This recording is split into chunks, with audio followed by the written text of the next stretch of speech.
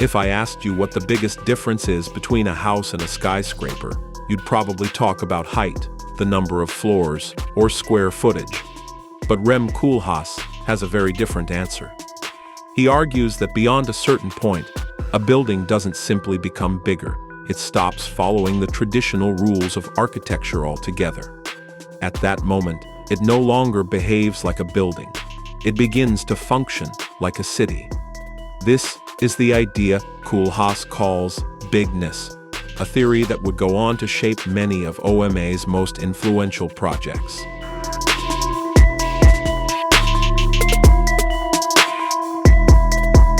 If we translate bigness as simply a large building, we miss Koolhaas's main point. He isn't talking about a change in scale.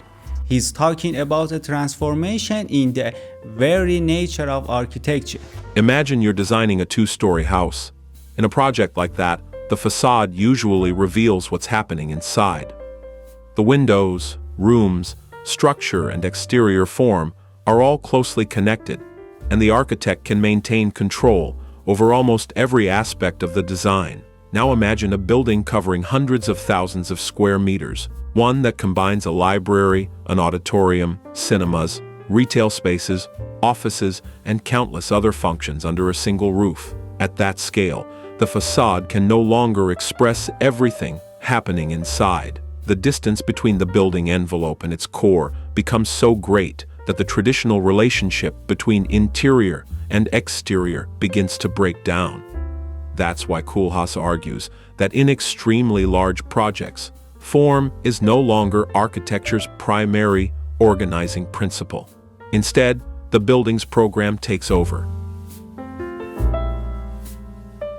Perhaps the project that illustrates this idea most clearly in the French National Library, a project that was never built, yet proved more influential than many buildings that actually were.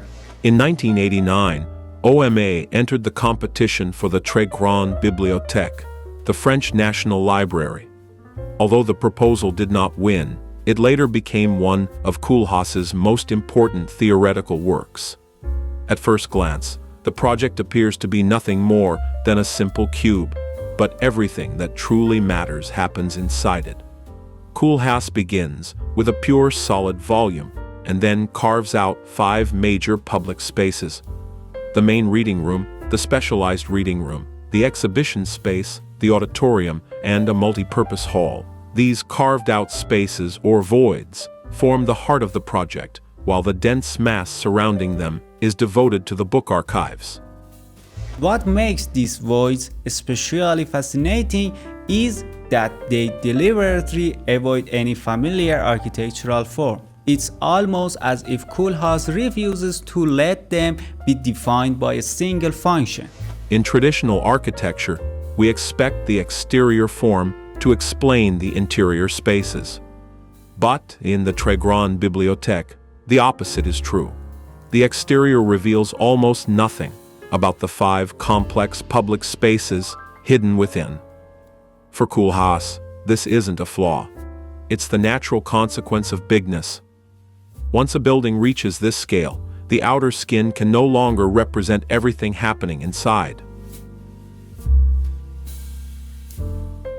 But perhaps the most surprising part of the project is something we rarely pay much attention to: the elevators.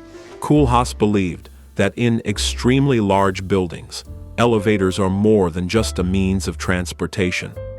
They become the very system that organizes architecture. In this project, 9 elevators are arranged within a precise structural grid, while the voids remain completely free and irregular.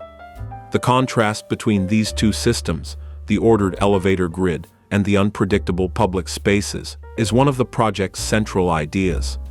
For Koolhaas, elevators give each floor greater independence, allowing different parts of the building to function almost like separate neighborhoods within a city. In that sense, the elevators are no longer just circulation devices. They become the building's new structural columns, the elements that hold its entire spatial organization together. But this raises an important question. Where did this idea of order and disorder come from? Koolhaas often said that New York City was one of his greatest sources of inspiration. Manhattan is built on a perfectly ordered street grid, yet every block contains a completely different building. A clear overall order, combined with endless diversity. The same logic appears in the Très Grande Bibliothèque, a rigorous grid that allows radically different spaces to emerge within it. But Koolhaas wasn't only questioning large-scale architecture. He was also challenging the very idea that architectural form should remain fixed. A few years later, Koolhaas designed a project for Prada that became almost the complete opposite of traditional architecture, the Prada Transformer. He asked a remarkably simple question. Does a building have to have only one form? The answer was a four-sided structure that could be rotated by crane, resting on a different face each time. With every rotation, the floor plan, entrances, spatial organization, and even the building's function changed. Rather than a building with a fixed form, it became a flexible cultural pavilion, capable of constant transformation. Modern architecture is often associated with the famous phrase, "Form follows function." Koolhaas took that idea one step further. He showed that a single form can accommodate multiple functions. If we had to summarize today's video in one sentence, it might be this. Rem Koolhaas was never simply trying to design beautiful buildings. He wanted to redefine what architecture could be. In Bigness, a building becomes a city. In the Très Grande Bibliothèque, the void becomes the project's most important architectural element. And in the Prada Transformer, even form itself is no longer permanent. Perhaps that's why Koolhaas's ideas continue to reshape architectural history, even when they were never built. Thanks for watching this video.